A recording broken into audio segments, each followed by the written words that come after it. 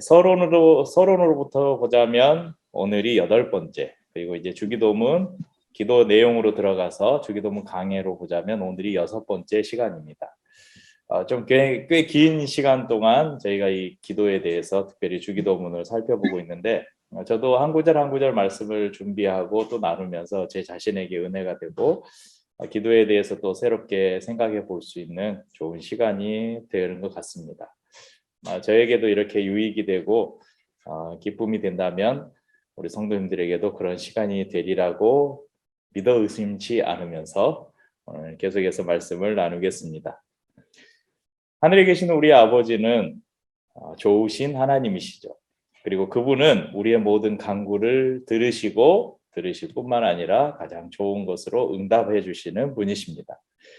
예수님께서는 제자들에게 하나님이 원하시는 기도가 어떤 기도인지를 가르쳐 주시면서 너희들이 간구해야 될 기도의 제목 7가지를 가르쳐 주시죠. 그 앞부분의 3가지는 하나님과 관련된 것, 특별히 하나님과 관련된 3가지 기원이 무엇이었습니까? 하나님의 이름이 거룩히 여김을 받으시도록 우리가 기도해야 한다는 것, 하나님의 나라가 임하기를 기도해야 한다는 것, 또 하나님의 뜻이 이루어지기를 기도해야 된다고 말씀드렸습니다. 그리고 또 이어서 우리와 관련된 4가지 기원을 말씀해 주시는데, 지난 시간에는 그 첫 번째로 일용할 양식을 주시옵고 이 말씀을 저희가 나눴죠. 오늘 이어서 사람과 관련된, 우리와 관련된 2번째 기원, 간구인 죄를 사하여 주시옵고, 이 기도에 담긴 주님의 마음, 그 주님의 뜻을 알아보도록 하겠습니다.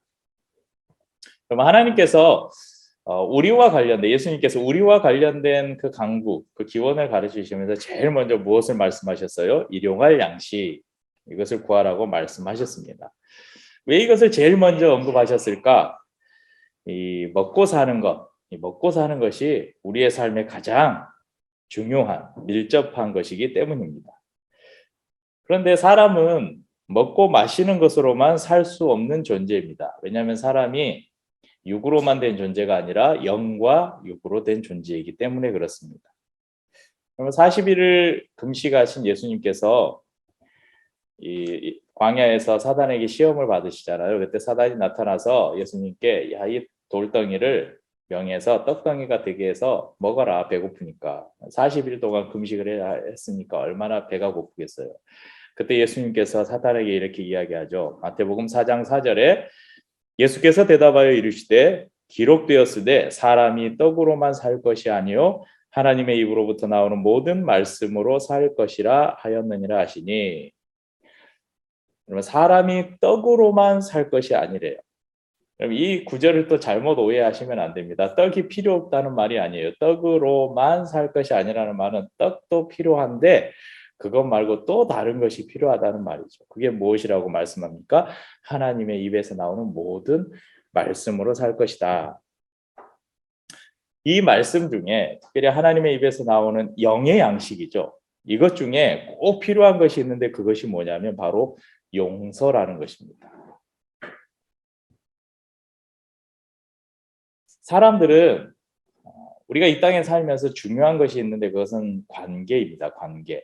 좋은 관계 안에서 우리가 풍성한 삶을 누릴 수 있는데 그 관계에서 제일 중요한 것은 먼저 하나님과 우리와의 관계, 그리고 사람과 사람 사이의 관계입니다. 이 관계 안에서 풍성함을 누려야 우리의 삶이 풍성해진다는 것이죠. 하지만 이 관계가 죄로 인해서 파괴됐어요. 그리고 그 파괴된 관계를 회복하는 데 반드시 필요한 것이 무엇이냐면 바로 용서입니다. 여러분, 일용할 양식을 얻는 것, 그리고 죄 용서를 받는 것, 이 모두 우리의 힘으로는 할 수 없는 것들입니다. 지난 시간에 말씀드렸었는데 여러분, 우리가 매일 먹을 것을, 양식을 얻어서 밥을 먹고 살잖아요. 그래서 우리가 그렇게 생각할 수 있어요. 내가 직장 다니고 열심히 일해서 돈 벌어서 그것으로 쌀 사고 반찬 사고 해서 이렇게 내가 밥 먹고 있지, 내 힘으로 벌어서 내가 먹고 살지 않냐, 이렇게 생각할 수 있죠.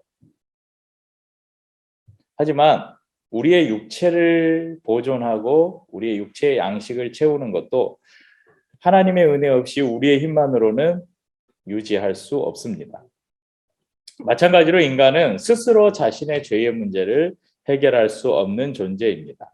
자신의 의지나 결심으로 아니면 도덕적인 교육을 통해서 죄를 조금 멀리 할 수는 있겠지만 죄를 완전히 떨쳐버릴 수는 없습니다. 우리가 죄에서 자유로울 수 있는 유일한 방법이 있는데 그것은 바로 예수 그리스도를 믿음으로 인한 하나님의 용서, 그것밖에 없습니다. 그리고 이 용서를 경험한 사람들은 바로 용서를 할 수 있는 사람이 됩니다. 인간의 용서의 근원, 우리가 용서하는 삶을 살 수 있는 근원이 있다면 그것은 바로 우리가 용서를 체험할 때 용서할 수 있다는 것입니다. 그럼 용서를 조금 다른 것으로 표현해 본다면 아마 받아들여짐으로 표현할 수 있을 것입니다. 우리가 하나님으로부터 이렇게 받아들여졌다. 이것은 우리가 또 누군가를 받아들일 수 있다. 이렇게 이해할 수 있을 것입니다. 이것을 좀 쉽게 우리가 이해할 수 있는 성경의 이야기가 하나 있죠. 바로 잘 아는 탕자의 비유입니다. 누가복음 15장에는 이 아들 둘이 있는 아버지가 나오는데 이 둘째 아들이 아버지가 눈 시퍼렇게 뜨고 아직 살아있는데 아버지 나에게 아버지 죽으면 저에게 줄 분기 그러니까 유산을 먼저 주십시오 그래요. 이게 말이 안 돼요 당시의 전통으로는. 그런데 아들이 달라고 하니까 아버지가 어쩔 수 없이 자신의 나중에 남겨줄 유산을 먼저 둘째 아들에게 줍니다. 둘째 아들은 이 돈을 가지고 가서 허랑방탕하게 다 써버리죠. 얼마 못 가 재산을 다 탕진해버리고 더 이상 먹을 것도 없고 누울 집도 없고 그래서 처량한 신세가 됩니다. 내가 이렇게 사느니 차라리 아버지 집에 가서 종으로 살더라도 다시 아버지 집으로 돌아가야 되겠다. 그리고 다시 아버지의 집을 찾습니다. 이때 아버지의 반응을 한번 보실까요? 누가복음 15장 20절에 이에 일어나서 아버지께로 돌아가니라. 아직도 거리가 먼데 아버지가 그를 보고 측은히 여겨 달려가 목을 안고 입을 맞추니. 아직도 거리가 멀대요. 먼데 아버지가 그를 보고 측은히 여겨 달려나갔다는 건 뭐냐면요. 아버지가 매일매일 문을 열어놓고 아들이 언제 오는지 기다리고 있었다는 거예요. 그리고 그 아들을 보자 달려가서 끌어안고 목을 안고 입을 맞추고 그 이후에 또 기록돼 있잖아요. 발에 신을 신기고 자녀의 아들의 지위를 회복시켜 준 거죠. 가락지를 끼우고 송아지를 잡고 마을 잔치를 벌입니다. 그럼 인간적으로 보자면 아버지가 뻔히 살아있는데 재산 달라고 했잖아요. 그리고 그거 다 탕진하고 돌아왔어요. 여러분 인간적인 관점에서 보자면 여러분이라면 어떻게 했겠어요? 야 이놈아 너는 이제 내 자식도 아니야 내 아들도 아니야 당장 나가 이러지 않았을까? 하지만 이 탕자와 아버지의 비유를 통해서 하나님이 우리에게 보여주시는 것은 하나님이 죄인들을 어떻게 대하는지를 우리에게 보여주시는 그런 좋은 예화입니다. 집을 나간 둘째 아들, 아버지가 살아있는데 유산을 달라고 한 것도 큰 죄예요. 그 재산을 가지고 가서 장사하거나 어떤 사업을 하거나 그 재산을 불리기 위해서 성실하게 일한 것도 아니에요. 못된 친구들하고 다 어울려 놀다가 다 허랑방탕 다 탕진해 버렸어요. 그런 죄인에게도 아버지는 어떻게 대하는가? 돌아오기만 하면 언제든 팔을 벌리고 안아주시는, 받아들여 주시는 아버지의 마음을 우리에게 가르쳐 줍니다.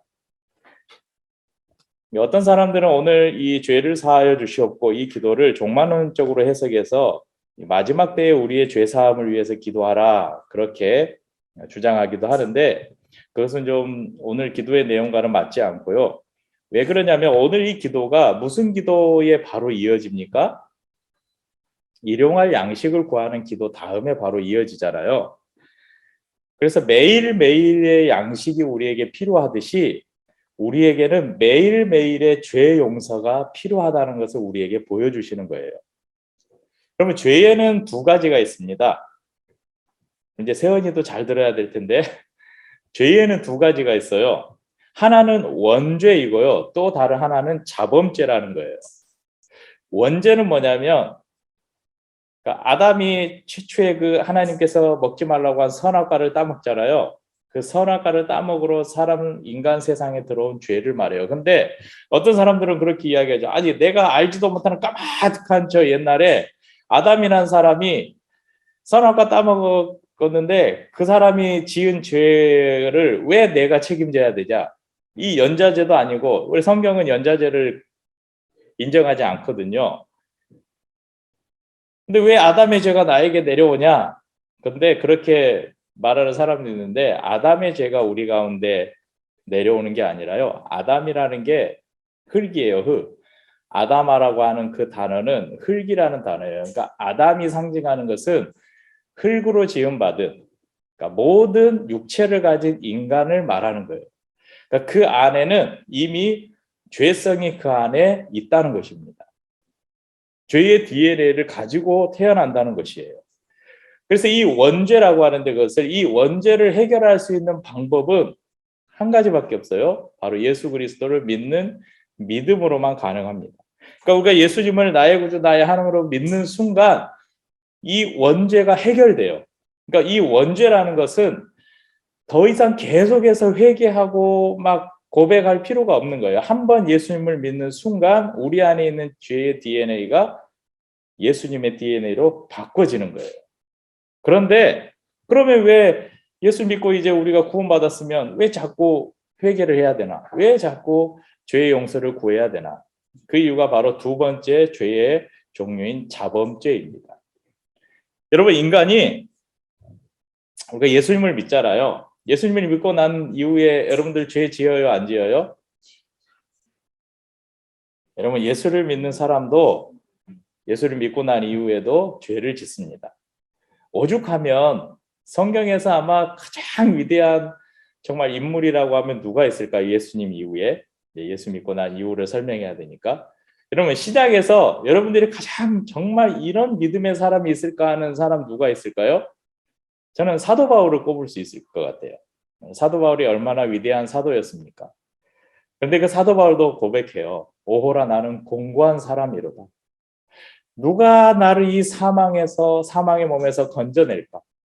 내 안에는 계속해서 육체의 소욕과 성령의 소욕이 내 안에서 계속 싸워서 나를 계속 육체의 소욕으로 끌고 간다. 오라 나는 공고한 사람이로다. 그렇게 고백을 합니다. 그러니까 우리는 날마다 이 우리 안에 있는 죄의 소욕과 싸우고 있어요. 그리고 자주 실수하고 넘어지고 죄를 집니다. 어떤 사람들은 야 나는 하나님께서 이거 하지 마라 그래서 아무것도 하지 않았는데 나는 죄 안 지었는데 이렇게 생각할 수 있죠. 여러분 이 일반적인 이 죄, 그러니까 우리나라 뭐 헌법이든 무슨 우리나라의 법률이 정하고 있는 거 있잖아요. 법률이 정하고 있는 거는 뭐 대부분이 그거잖아요. 뭐뭐 하지 마라, 하지 마라, 하지 마라, 하지 마라. 그래서 그걸 행하면 죄가 되잖아요. 근데 성경에는 하나님이 말씀하시는 이 죄에는 하지 말라는 것을 하는 것도 죄지만 하나님께서 하라고 하는 것을 하지 않는 것도 죄인 경우가 많아요. 여러분 우리가 사랑하지 않고 구제하지 않고 섬기지 않고 용서하지 않고 이 모든 것들이 죄입니다. 그런데 그 가운데 또 우리가 인식하지 못하는 이게 죄인가 하는 그 죄가 있는데 그게 뭐냐면 하나님을 인식하지 않고 사는 죄예요. 내가 하나님 없는 것처럼 사는 죄. 하나님 없이도 나는 살 수 있다고 생각하는 죄. 그리고 그런 생각, 그런 의식으로 살아가는 것. 이 모든 것이 죄라는 것입니다. 그러니까 우리는 이런 죄를 날마다 반복하고 지어요. 그렇잖아요. 그래서 우리 매일 예배 시간에 오면 뭐 합니까? 제일 처음 예배 드리면서 사도신경하고 우리 임내송 예배로 들어가는 찬양을 부르고 나서 뭐 해요? 항상 우리 죄를 고백하는 기도를 드리잖아요. 예배에서 반드시 필요한 게 이 죄 고백이에요.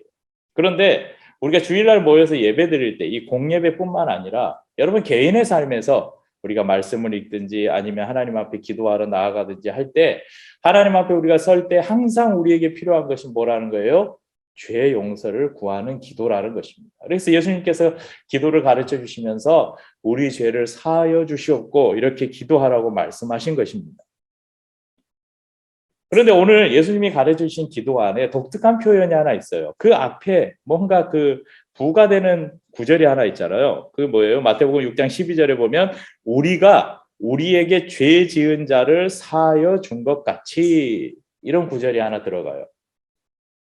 여기서 사하여 준 것 같이, 같이란 말은 뭐뭐처럼 이런 비유교를 말하는 것도 있지만 다른 의미로 근거의 의미를 가지고 있습니다. 그러니까 우리가 우리에게 잘못한 사람들을 용서하지 못한다면 하나님께서도 하나님께 나를 용서해 달라고 기도하는 것이 쉽지 않다는 것입니다. 용서를 받기 위해서 그 근거인 용서를 먼저 하라는 것입니다.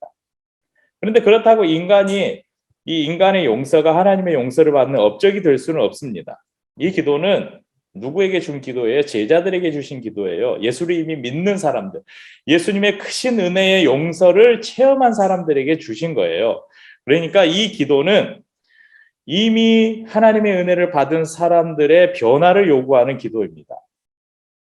이 기도를 배우고 이 기도를 드리는 사람들의 삶 또한 누군가 다른 사람들을 품어주고 용서할 수 있도록 활짝 열려 있어야 한다는 것을 우리에게 가르쳐 주는 것입니다. 여러분, 모든 사람들, 아마 모든 사람들이라고 말하고 대부분 사람들이 아니라 모든 사람들은 이것을 가지고 있는데 뭐냐면 빚을 가지고 있어요. 빚. 반짝반짝 빛이 아니고 비지읒 받침의 빚. 우리 수미자매 예전에 우리 집 사면서 네, 절반은 은행 거라고 했는데 네, 좀 이자 열심히 내고 있죠. 네, 네 저희도 이 카페, 이 교회 공간을 이렇게 계약하고 하면서 대출을 받아서 지금도 매달 17만 7,710원씩 원리금과 원금과 이자를 납부하고 있습니다. 20년을 내야 되는데 빚쟁이에요, 빚쟁이. 우리 성도님들도 금융권에 빚을 지고 계신 분들 있을 거고 아니면 가족들이나 친구들이나 다른 사람들에게 빚을 지고 있는 사람도 있을 것입니다. 아, 나는 그런 거 없는데 우리 집은 빚 없고 오히려 저금해놓고 쌓아놓고 있는데, 이런 분들은 꼭 빨리 그걸 다 털어서 나눠주시길 바랍니다. 네, 이런 빚 말고요. 우리에게는 모두가 빚을 가지고 있는데 그것은 우리가 이 땅에서 먹고 마시고 숨 쉴 수 있는 이 모든 것들이 첫째는 하나님의 은혜의 빚을 지고 있다는 것입니다. 또 하나는 다른 누군가의 수고의 빚을 우리가 지고 있다는 것을 알아야 됩니다. 나는 이것을 인정하지 못하겠다, 이런 분들은 사회생활에 굉장히 심각한 문제를 가지고 계신 분들이니까 이런 분들은 꼭 전문 상담사를 찾아가야 돼요. 여러분, 기류의 교회가 카페를 통해서 저희 교회에서 이제 교회 재정을 들여서 하는 사역이 있죠. 교회를 찾아오는 여러 방문 기사들에게 미리 커피를 준비해서 한 잔씩 커피를 대접하는데 이 너무 좋아해요, 오시는 분들이. 그것도 제일 맛있고 비싼 바닐라 라떼를 드리는데 왜 이런 사역을 하냐면 이게 이제 저희가 버터플라이 이펙트라고 해서 이분들이 이 커피 한 잔으로 행복감을 누리고 다른 가정이나 이런 다른 배달을 할 때 좀 선한 영향력들을 조금 더 흘려보냈으면 좋겠다는 마음으로 하는데, 또 다른 이유는 이런 분들의 섬김이 없으면 여러분 이 교회에서 필요한 것들, 또 카페를 운영하면서 필요한 여러 물건들 다 사러 가야 되잖아요. 시장으로 가야 되고 차 운전해서 나가야 되고. 그런데 인터넷에서 이렇게 클릭 몇 번으로 물건을 받을 수 있는, 물론 돈을 지불하고 하는 것이니까 당연하다고 생각할 수 있지만, 여러분 얼마 전에 그 CJ 택배 파업하면서 너무 불편했어요. 저희도 이 커피를 택배로 보냈는데 편의점에서 택배 접수를 하는데 CJ가 파업 중인 지역은 접수가 안 돼요. 그래서 저기 멀리 우체국까지 15분을 걸어가서 우체국에 가서 일부러 보내고 와야 되는 그런 불편함들이 있었어요. 또 뭐 정수기를 이렇게 정기적으로 점검하러 오시는 분도 있고, 또 로스팅을 위해서 저희가 가스통을 충전하는데 가스를 충전해 주시러 오는 분도 있고, 이런 분들에게 커피 한 잔을 대접하면서 우리는 그런 마음을 고백하는 거예요. 우리는 당신에게 빚을 지고 있습니다. 당신의 수고로 인해서 우리가 좀 더 편안함을 누리고 있습니다. 당신의 수고를 인해서 우리가 이런 유익을 얻고 있습니다. 이것을 고백하는 것입니다. 우리 모두는 하나님께 은혜의 빚을 지고 있고 또 서로에게 사랑의 빚을 지고 있습니다. 오늘 저희가 읽은 본문을 여러분 영어 성경으로 보면 죄가 sin이 아니라 debt라고 기록되어 있어요. debt. 이것은 일반적으로 빚을 말하는 영어 단어죠. 종교적인 의미로 죄라고 그 단어를 이렇게 검색해 보시면 나올 거예요. 제일 처음에 나오는 것은 빚이에요. 빚, 채무. 그러니까 이 구절을 우리가 좀 다르게 이 debt라는 단어를 빚으로 채무라고 이렇게 풀어서 이 구절을 해석해 보면 우리가 우리의 채무자의 채무를 면제해 준 것처럼 우리의 채무를 면제해 주옵소서 이렇게 해석할 수 있습니다. 그러면 이것을 좀 더 잘 이해할 수 있는 생각해 볼 수 있는 예수님의 가르침이 마태복음 18장에 나오는데요. 그럼 마태복음을 조금 더 넘겨서 마태복음 18장을 좀 펴놓고 말씀을 나누도록 하겠습니다. 마태복음 18장 21절인데요. 마태복음 18장 21절에 보면 베드로와 예수님의 대화가 나와요. 21절 22절에 그때 베드로가 나와 이르되 주여 형제가 내게 죄를 범하면 몇 번이나 용서하여 주리이까 일곱 번까지 하오리이까 예수께서 이르시되 내게 이르노니 7번뿐 아니라 7번을 70번까지라도 할지니라. 그럼 베드로는 형제가 나에게 잘못을 하면 몇 번까지 용서해야 될까요?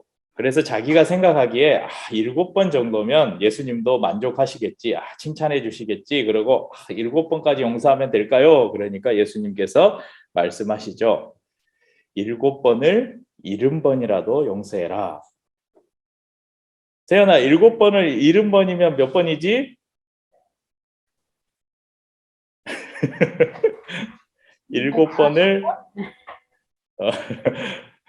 7 곱하기 70 490번 490번이라는 말은 진짜 490번 용서하라는 게 아니라 7이 완전수잖아요. 7에다가 70은 7 곱하기 10이잖아요. 완전수인 7에다가 꽉 찬 것을 상징하는 10을 곱한 거잖아요. 그러니까 이 7 곱하기 70이란 말은 무한대라는 것을 상징하는 숫자예요. 그러니까 예수님이 말씀하시는 거예요. 7번씩 70번이라도 해라. 용서는 무한대로 해야 되는 것이다. 제한이 없는 것이다. 말씀하시는 것입니다. 그리고 이어서 한 비유를 말씀하셔요. 여러분 23절부터 쭉 나오는데요. 성경을 보신 분이나 신앙생활을 오래 하신 분들은 한 번쯤은 들어봤을 만한 이야기일 것입니다. 본문 내용을 좀 읽기에는 시간이 많이 걸리니까 여러분들 제가 설명을 드릴 때 본문 내용을 쭉 보시면서 한번 이야기를 들어보시길 바랍니다. 어떤 임금이 있었습니다. 이 임금에게 10,000달란트 빚진 자가 끌려옵니다. 여러분 10,000달란트 이 정도 빚을 졌다면 아마 이 사람은 이제 공무원의 신분이 아닐까. 요즘으로 좀 생각을 해보자면요. 공무원인데 보니까 비리 공무원이에요. 그래서 요즘으로 보자면 이 사람이 비트코인에 투자를 했든지 아니면 주식에 투자를 했든지 아니면 도박을 했든지 이 사람이 10,000달란트를 날린 거예요. 그래서 아마 이 나라의 돈을 몰래 써가지고 이 돈이 구멍이 난 거예요. 임금이 정산을 하러 이제 이 회계 검사를 했든지 하겠죠. 그래서 이 10,000달란트 빚진 자를 임금 앞에 데려왔습니다. 갚을 것이 없죠. 갚을 능력이 없죠. 그러니까 내가 못 갚으면 너도 팔고 네 아내, 네 자식들을 다 그리고 네가 가진 집 모든 소유를 다 팔아라. 가족들도 다 노예로 팔아라. 그래서 판 만큼 다 갚아라. 이렇게 하죠. 그러니까 그 종이 엎드려서 절하면서 임금님 제발 참아 주십시오. 용서해 주십시오. 제가 다 갚겠습니다. 그렇게 이야기를 해요. 그러니까 이 주인이 불쌍히 여겨서 이 사람의 모든 이 빚을 탕감을 해줍니다. 여러분 이 10,000달란트라는 것은 금 10,000달란트를 말하는데요. 이 10,000달란트는 다윗이 하나님의 성전을 짓기 위해서 그가 모아서 하나님의 성전을 건축하는 데 바친 금액이에요. 금이에요. 금의 양입니다. 어떤 주석에는 이것을 환산을 하면 약 240억 원 정도의 가치라고 합니다. 그런데 이게 이제 이 주석도 옛날 주석이니까 요즘 금값이 엄청 올랐잖아요. 뭐 어마어마한 한 1,000억 가까이 될까요? 그러니까 이 사람의 능력으로는 도저히 갚을 수 없는 액수를 상징하는 것이 10,000달란트입니다. 임금은 갚을 능력이 없는 이 사람의 그 빚, 이것을 그냥 조건 없이 탕감을 해줘요. 갚을 능력이 갚겠다고 그렇게 엉엉 울면서 빌었지만 분명히 못 갚을 걸 알았어요. 그럼에도 그 빚을 탕감을 해줍니다. 여러분, 이 종의 기분이 어땠을까요? 날아갈 것 같지 않았겠어요? 그래서 기분이 너무 좋아서 룰루랄라 하면서 오랜 시간 어떻게 하면 이 짐을 벗을 수 있을까 고민하고 있었는데, 이 짐을 벗고 가벼운 마음으로 집으로 가다가 자신에게 100데나리온 빚진 동료를 만났습니다. 그리고 그 동료를 만나서 잘 만났다. 너 나한테 100데나리온 빌렸는데 빨리 갚아라. 이 동료는 울면서 꼭 갚겠다. 내가 꼭 갚을 테니까 조금만 기다려달라. 그런데 아니다. 당장 갚아라. 그래서 당장 갚아라고 하면서 이 자기의 동료를 옥에다 가둬버립니다. 여러분이 생각해도 나쁜 놈이죠. 이 소식을 들은 이 임금이 분노합니다. 그리고 그 10,000달란트 빚진 자를 다시 잡아오라고 명령합니다. 그러면서 말하죠. 야, 너는 왜 나는 너에게 10,000달란트 이 빚을 탕감해 줬는데 너는 왜 너 동료의 100데나리온 빚진 그 빚을 탕감해 주지 못하느냐, 이렇게 말하는 거죠. 그럼 10,000달란트는 갚을 수 없는 빚을 말해요. 갚을 수 없는 빚. 100데나리온은 노동자가 3, 4개월 일하면 1데나리온이 노동자의 하루 품삯이니까요. 3, 4개월 일하면 벌 수 있는, 갚을 수 있는 돈이에요. 그러니까 우리가 이 100데나리온은 뭐냐면 사람들이 살면서 서로에게 실수하고 저지르는 죄, 이것을 상징해요. 그러니까 사람들의 서로에게 하나님으로부터 갚을 수 없는 용서와 은혜를 경험한 사람이 서로에게 충분히 이해하고 용서하고 갚아줄 수 있는, 서로가 용서함으로 해결할 수 있는 것을 용서하지 못하는 그런 사람을 지금 이 불의한 종을 통해서 우리에게 보여주고 있다는 것입니다. 도저히 갚을 수 없는 빚을 탕감받은 사람이 누구입니까? 도저히 용서받을 수 없는 죄를 용서받은 사람이 누구입니까? 바로 저와 여러분들입니다. 하나님의 은혜의 빚을 저희들이 갚을 수 있을까요? 그런데 이 은혜를 경험했으면서도 내 곁에 있는 나의 형제나 이웃이나 나의 가족의 작은 허물과 죄를 용서하고 하지 못하고 산다면 하나님은 그 책임을 우리에게 묻겠다는 것입니다. 결국 베드로에게 70번씩 70번이라도 용서해라, 이렇게 말씀하신 것은 하나님의 용서는 끝이 없다는 것을 우리에게 보여주시는 거예요. 그러니까 우리에게도 하나님이 우리를 보실 때 하나님은 우리의 죄에 대해서 끊임없이 용서하신다는 거예요. 무한대로 용서하신다는 거예요. 그러니 너도 그렇게 용서해라고 말씀하시는 것입니다. 또한 10,000달란트 빚진 자를 용서해 주신 것은 너의 죄가 아무리 크다고 할지라도 그 죄도 하나님이 다 용서해 주시겠다는 것입니다. 그러므로 너희도 용서하고 살라는 것이죠. 동시에 이것은 용서의 은혜를 경험하고도 용서하는 삶을 살지 못하고 있는 이들에 대해서 하나님께서 엄중하게 경계하고 경고하시는 그런 비유입니다. 은혜를 깨달은 사람은 동일하게 용서하는 삶을 살게 됩니다. 그래서 용서하고 용서받는 용서의 선순환이 일어나는 것입니다. 예수님께서 우리가 우리에게 죄 지은 자를 사하여 준 것 같이 우리 죄를 사하여 주시옵고 이렇게 기도하라고 가르쳐 주셨죠. 이것은 우리가 이 기도를 드릴 때마다 우리가 받은 죄 용서의 그 크기가 얼마나 큰 것인가를 우리가 항상 기억하라는 것입니다. 또한 우리가 이렇게 기도할 때마다 날마다의 죄 용서가 없으면, 날마다 나의 죄를 용서해 주시는 하나님의 은혜가 없으면 우리는 하나님 앞에 설 수 없는 죄인입니다. 이것을 인정하는 것입니다. 또한 우리가 우리 죄를 사하여 주옵소서 이렇게 기도할 때마다 나는 용서받은 사람입니다. 그렇기 때문에 나는 또 다른 일을 용서하면서 살겠습니다. 이런 삶을 살기로 우리는 결단하는 것입니다. 오늘 우리가 주님께서 가르쳐 주신 우리가 우리에게 죄 지은 자를 사하여 준 것 같이 우리 죄를 사하여 주시옵고, 이 기도를 드릴 때마다 이런 은혜가 죄 용서를 경험하고 그 죄 용서의 큰 은혜를 우리가 누리고, 또 우리가 죄인임을 인정하고, 또한 우리가 용서받았듯이 또 다른 일을 용서하는 삶을 살겠다고 그렇게 결단하시는 모든 성도님들이 될 수 있기를 주의 이름으로 축복합니다. 함께 찬양하고 우리의 성찬을 나누도록 하겠습니다.